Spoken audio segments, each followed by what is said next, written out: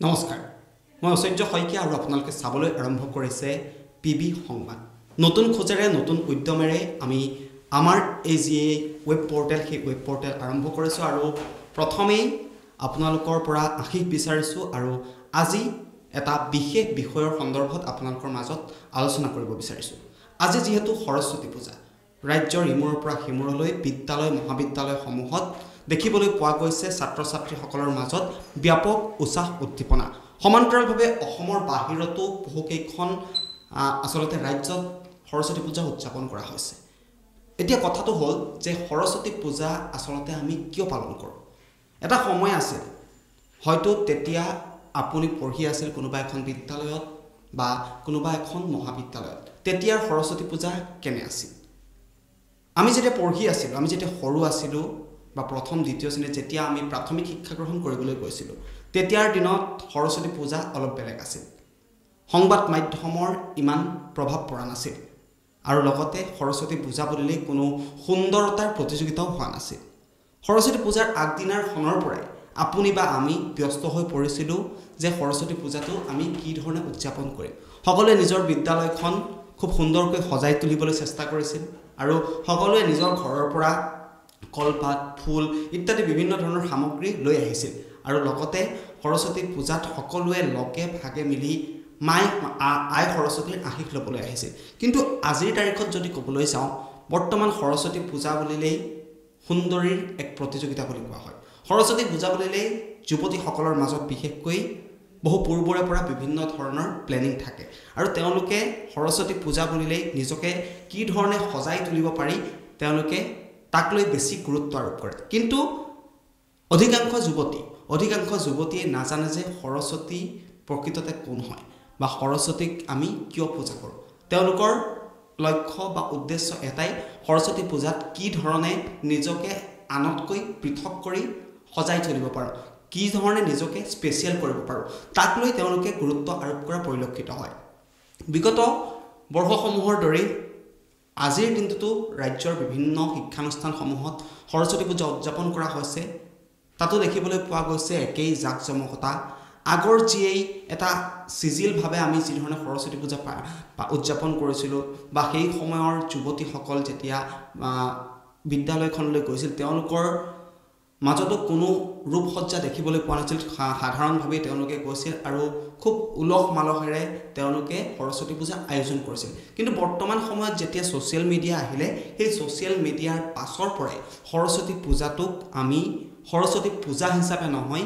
সুন্দৰতাৰ পূজা হিচাপে আমি উদযাপন কৰিবলৈ আৰম্ভ কৰিলোঁ এইখিনিতে এটা কথা ক'ব লাগিব যে বৰ্তমান সময়ত আমি দেখিবলৈ পাওঁ সংবাদ মাধ্যম সামাজিক মাধ্যম এইসমূহ যি প্লেটফৰ্ম আছে বিশেষকৈ মই সামাজিক মাধ্যমৰ কথা ক'ব বিচাৰিম সামাজিক মাধ্যমৰ যিসমূহ প্লেটফৰ্ম আছে ফেচবুক ইনষ্টাগ্ৰাম আৰু এইসমূহৰ প্ৰভাৱতেই আচলতে বৰ্তমান আমাৰ যিসমূহ পূৰ্বৰ পৰম্পৰা আছিলে কেৱল সৰস্বতী পূজা বুলি ক'লে ভুল হ'ব বিভিন্ন ধৰণৰ এনেকুৱা অনুষ্ঠান আছে যিসমূহ অনুষ্ঠান আমি আধুনিকতাৰ কৰাল গ্ৰাসত পৰি আমি পূৰ্বৰ নিয়মসমূহ পাহৰি পেলাইছোঁ আৰু সৰস্বতী পূজাৰ ক্ষেত্ৰতো ব্যতিক্ৰম নহয় সৰস্বতী পূজাটো একেই পূৰ্বতে মই প্ৰথমে কোৱাৰ ধৰণে সৰস্বতী পূজা বুলিলে পূৰ্বৰ যি উৎসাহ সেই উৎসাহ বৰ্তমান নাই বৰ্তমান চলি আছে প্ৰতিযোগিতা আৰু সেই প্ৰতিযোগিতাৰ দৌৰত আমি যিসমূহ আমাৰ পৰম্পৰা পূৰ্বৰ যিসমূহ পৰম্পৰা সেই পৰম্পৰাসমূহ আমি পাহৰি পেলাবলৈ আৰম্ভ কৰিছোঁ আজিৰ দিনটোত মই গুৱাহাটী মহানগৰীৰ কথাই যদি ক'বলৈ যাওঁ দেখিবলৈ পাওঁ বা আপোনালোকে হয়তো জানে যে সৰস্বতী পূজাৰ দিনটোত পুৱাৰে পৰা সন্ধ্যালৈকে সাংবাদিকসকল তাত ৰৈ থাকে ক'ত কি ধৰণে ধুনীয়া এজনী ছোৱালী পায় ধুনীয়া এজনী ছোৱালীৰ ফুটেজ কি ধৰণে ল'ব পাৰে বা ধুনীয়া এজনী ছোৱালীৰ কি ধৰণে ভাষ্য ল'ব পাৰে কাৰণ তেওঁলোকো বাধ্য কাৰণ সংবাদ মাধ্যমসমূহক TRP লাগে আৰু ভিউজ লাগে গতিকে তেওঁলোকৰ সেইটো নিজৰ আচলতে দায়িত্ব বুলি ভাবে কাৰণ তেওঁলোকৰ অন্য কোনো উপায় নাই কাৰণ 2-4টা প্লেটফৰ্মত যেতিয়া কেৱল সুন্দৰতাৰ প্ৰতিযোগিতাই চলি থাকে গতিকে সংবাদ মাধ্যমসমূহেও এই যি প্ৰতিযোগিতা বা এই সুন্দৰীৰ যি প্ৰতিযোগিতা সেই প্ৰতিযোগিতাসমূহ প্ৰকাশ কৰিবলৈ বাধ্য হয় কাৰণ আমি পূৰ্বৰ যিসমূহ নীতি নিয়ম আছে সেই নীতি নিয়মসমূহ আমি পাহৰি পেলাইছোঁ যুৱতীসকলে বিশেষকৈ সৰস্বতী পূজাৰ দিনটোত পূৰ্বতে যিসমূহ যুৱতী আছিল আজিৰ পৰা যদি আমি 10-12 বছৰ পিছুৱাই যাওঁ তেতিয়া যিসমূহ বিদ্যালয় মহাবিদ্যালয় বা যিসমূহ শিক্ষানুষ্ঠান আছিল সেই শিক্ষানুষ্ঠানসমূহত কিন্তু আজিৰ যিটো পৰিৱেশ এই পৰিৱেশটো দেখা পোৱা নাছিল সকলোৱে সাৱলীনভাৱে নিজকে সজাই পৰাই তুলিছিল সাৱলীনভাৱে আহিছিল সকলোৱে ধূপ বন্তি জ্বলাই আই সৰস্বতীৰ আশীষ লৈছিল পুৰোহিতে মন্ত্ৰোচ্চাৰণ কৰিছিল সকলোৱে একেলগে বহি প্ৰসাদ খাইছিল দুপৰীয়াৰ আহাৰ গ্ৰহণ কৰিছিল আৰু তাৰ পাছত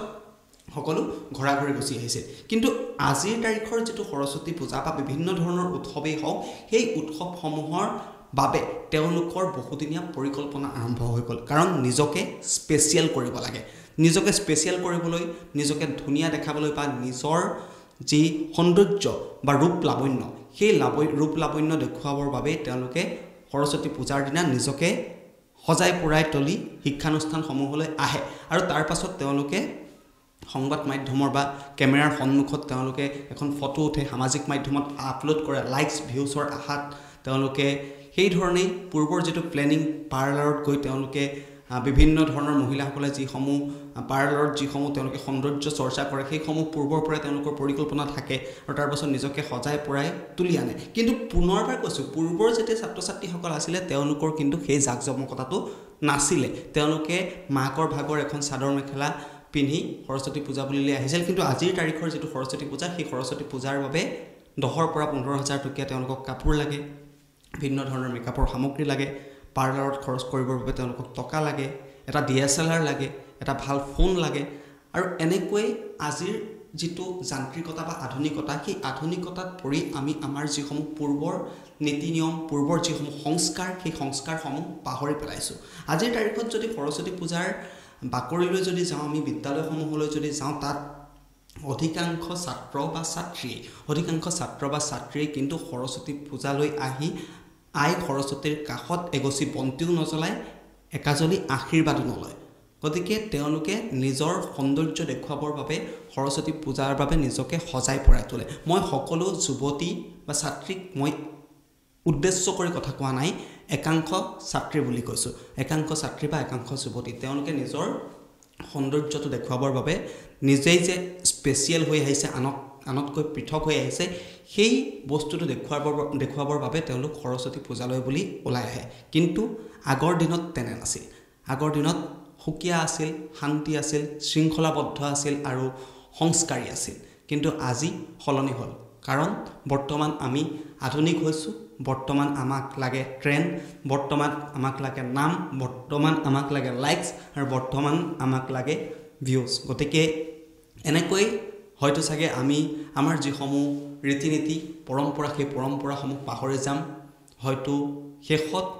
সৰস্বতী পূজা বা ইত্যাদি ধৰণৰ বিভিন্ন অনুষ্ঠান আছে উৎসৱ পাৰ্বণ আছে সেই উৎসৱ পাৰ্বণসমূহৰ নাম সলনি হ'ব উৎসৱ পাৰ্বণসমূহৰ নীতি নিয়ম নাইকিয়া হ'ব আৰু এইবিলাক আমিয়ে কৰিছো কাৰণ আমাক বৰ্তমান সময়ত এটা স্পেচিয়েল নাম লাগে বৰ্তমান আমি নিজকে ফোকাস নিজকে